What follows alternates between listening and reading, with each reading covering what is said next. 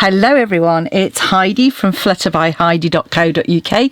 I'm Heidi Smith and I'm an independent Stampin' Up! Demonstrator based here in the United Kingdom.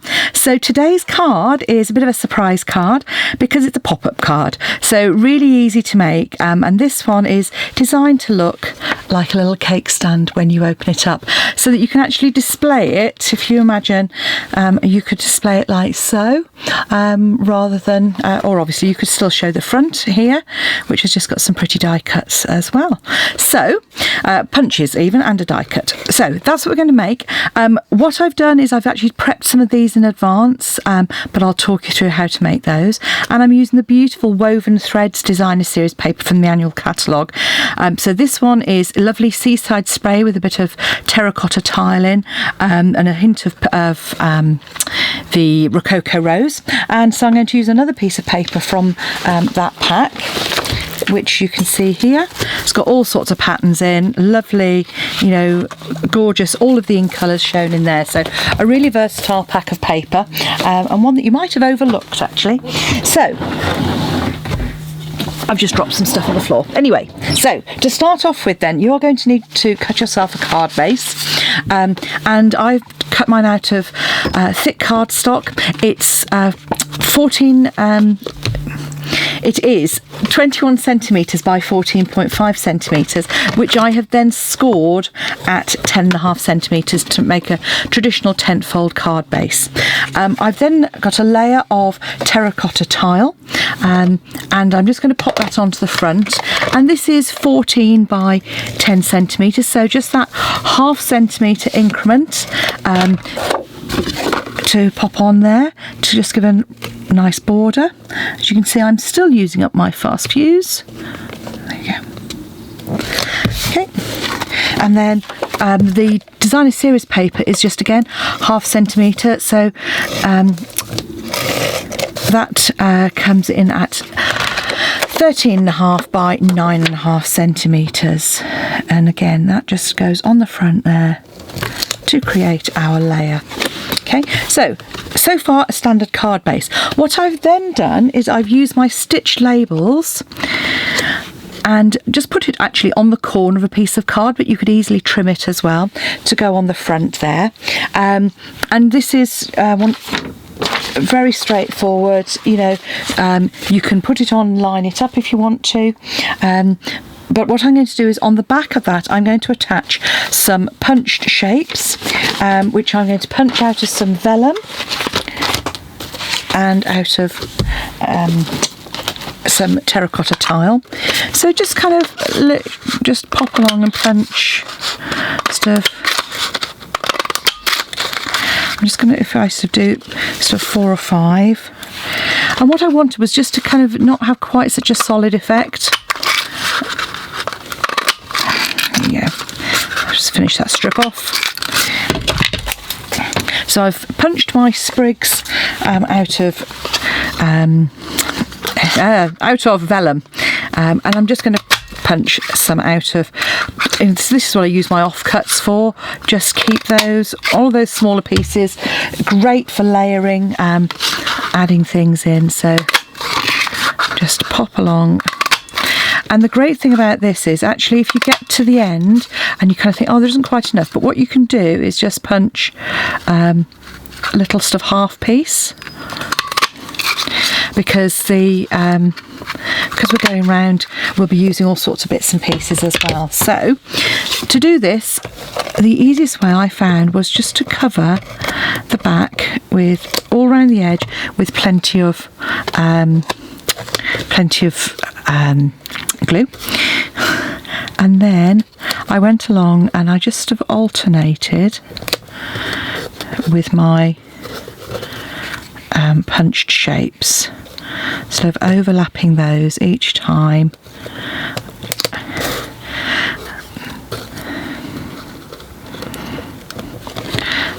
And this sprig punch was mine. It took ages for mine to come through. I mean, I'm so pleased when it did, because it's a really versatile punch you can use for all sorts of occasions. And I use it. I should be using mine quite a bit at Christmas, just to add those little sort of accents. Okay, so there you go. You'll see you've got that spray there. Pop in with some dimensional, so that's going to cover up any glue as well as holding down any stray pieces as well. So I'm just going to pop, you'll see, some dimensionals round that edge, and then I'm going to pop one in the corner here because you want to make sure that that's nicely supported. So that's going to be our piece to go on the front here. And you'll see that'll just line up, and then you can come in afterwards. You can always trim off those extra little pieces that I've got there that are overhanging. And then I'm going to come in with one of my cakes. Now I've used the stamp set piece of cake. Great stamp set, really versatile, because depending on what colour you colour the cakes in, you can make it masculine or feminine. I make far more feminine cards actually than I do masculine, but because this paper has both the terracotta tile and the Rococo rose, I've stuck with Rococo rose, and for the cake on the front I thought it'd be really nice to have a sort of an ombre cake. So all I did was I stamped my cake in Memento, and you'll see I've already stamped these out in Memento. I thought it was more important that I showed you on this card the construction. And then, okay, so once you've got a single layer all over the top, I then came in and just went over again, but just sort of a little bit down from that first one. So the first part of the cake has got just a single layer. Wait for it to dry a little bit more, and then I went over twice at the bottom. So this has kind of got one layer, that's got two, and that's got 3 layers of colour. As simple as that, and with the blends that makes it really easy. Just line that up, and you'll see if you're struggling with your hands at all, you can put it down and that's pressed down, and that way you save putting any tension on your punch as well. So that's our little cake. To do the candles, all I've done is a similar kind of thing. I've repeat stamped all of my candles, and I've just come in. You can obviously use a marker, or you could use a blends or a stamping marker. I've done a really rubbish job on those, and then I'm just using, you see here, I've just used a marker to just add a little bit of colour to those top ones. And then when you cut them out, if you make sure, and this is, just move the card rather than the scissors. She says, there we go. You see I'm just wiggling the card there, and that'll just help create a smooth image. And you just leave a little tab at the bottom, and that little tab you're going to add a little bit of glue to it and line up our candles. Bring the cake to the candles, and there we go. And there's our little cake to go on the front there. Just again pop a dimensional on the back, maybe a little mini dimensional behind those candles. And there we have our cake. So that's all ready to go on the front. Now I'm not going to assemble that just yet, because we're going to be working on the inside of the card. So I'm going to put that to one side, hopefully somewhere where I can remember where it is in 5 minutes time. And we're going to work on the inside to create that pop-up. So to create the pop-up, you are going to need some various pieces of card. And you're going to need your trimmer to do some scoring, and some DSP, designer series paper, afterwards as well. So, okay, you can see that. So you need a piece of card that is 8.5 by 10 centimetres, and you're going to score this at 1.5, at 6 centimetres, and at 7.5 centimetres, and that's going to create our pop-up. You're going to need some paper, some designer series paper to go on that, and those pieces are 9.5 by 4 centimetres and 9.5 by 1 centimetre, so that's going to create that layer there. You're going to create 2 layers to go on the inside, so these are 14.5 by 2.5 centimetres, and you want 2 of those, and actually I cut these short, so I've cut these to 14 by 2 centimetres, but my original one was 14.5, so I'll show you both and you can decide which you prefer. Then you're going to create your pop-ups. Now, for the pop-ups, you're going to need some Whisper White card. And this is where I use my kind of scrap pieces. So I'm just taking a piece as it is, and I'm going to take one that is 10 centimetres long by 1.5 centimetres. So I'm going to cut my 1.5 first, and then trim that to 10 centimetres. And that then needs to be scored at 1.5, at 4.5, at 6, and at 9. 6 and at 9. Okay, so we're going to fold that. That's going to create our little pop-up.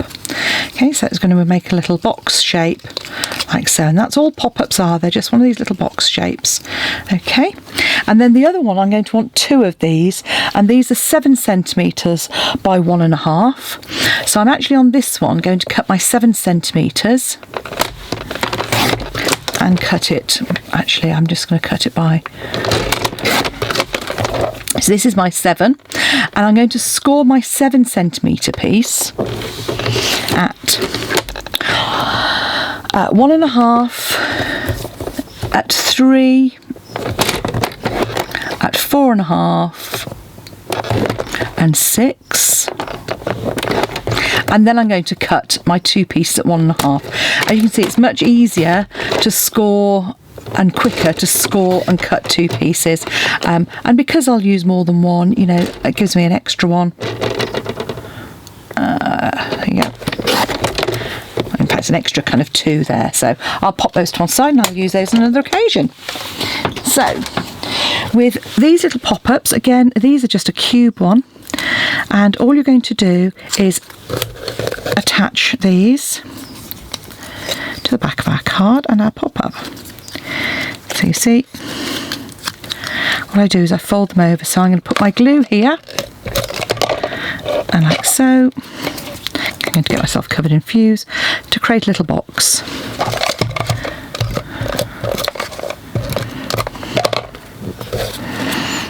Again, create a little box. I've actually done a fairly rubbish job on those, but they're not as square as they could be.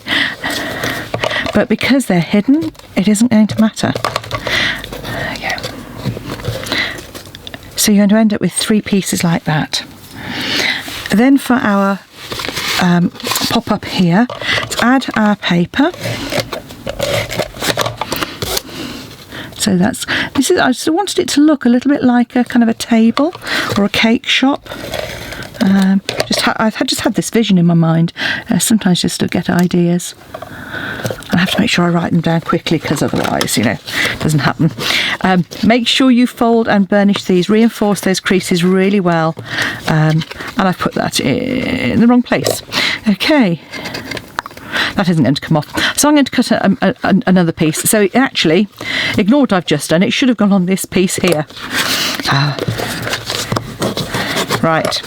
Okay, when you've reinforced it, that's going to go on the inside of the card. So, pop our glue on that piece, and this is going to go in the middle here. So what I do is I put it, I'm just eyeballing it, you could measure if you wanted to, like so. Then, it's this piece that's going to stick down here. So just fold that nice and flat, and then it pops up. You can see, like so. That then enables us to pop our pop-ups on. So on a long and a short bit, you're going to add some glue, and just pop that in the middle, and that then pops up. And then do the same on both of our other pieces. So again, just pop those in. You might find it easier to I find it sometimes easier to pop them in square, like so, and then fold it up to make sure that it glues in the right place. So pop a little bit there. Okay, and there's our 3 pop-ups, and all you have to do now is create our cakes to go on the inside. And as I say, because I've actually done these in advance, otherwise time runs away from me. So I'm just going to, I've coloured all of these just with Stampin' Blends. So you need 3 cakes for the inside. I've done 3 different ones. You could do 3 the same. You could vary. You could add extra ones if you wanted to as well. And I've already done my candles. So candles onto my cake. Get rid of the debris. Get some candles onto a second cake, and then our third cake. I'll use a happy birthday cake again, and then all that happens is that these glue onto the front of each of these tabs. So pop your cake in there and you'll see that they just cover up the tabs as well. All that's left is to add our, because it looks a little bit plain, I'm just going to add a strip of card to the inside here and a strip of designer series paper. And the reason I wanted to do that is because if it is displayed open, you want to make sure it's as pretty as possible. Okay. And if you've gone over on your measurements slightly, you can always trim it afterwards. I think my fuse has just decided not to work. So you can see there I'm just very slightly over. Just trim. And again at the edge. And all that remains is to give that a good close down. Add our decoration onto the front, which of course I have put, you know, I said, see if I can remember where it is in 5 minutes time. I nearly didn't. Just take the dimensionals off the back there. Now this makes a fairly thick, bulky card, but obviously if you're handing it to somebody in person, that isn't going to matter. All you're going to do is line that up there, come along and just trim like so, and there you have a pretty pop-up card using the woven threads and piece of cake. So I hope you enjoy making them. As you can see, adds a bit of fun when you open, a little bit of a surprise, and as I say, if I'd got it right, I'd have a little bit of DSP in there, which I can always add on later. Thanks for watching. Come back and see me again soon, and don't forget to visit my shop at heidismith.stampinup.net if you'd like to purchase anything. Bye now.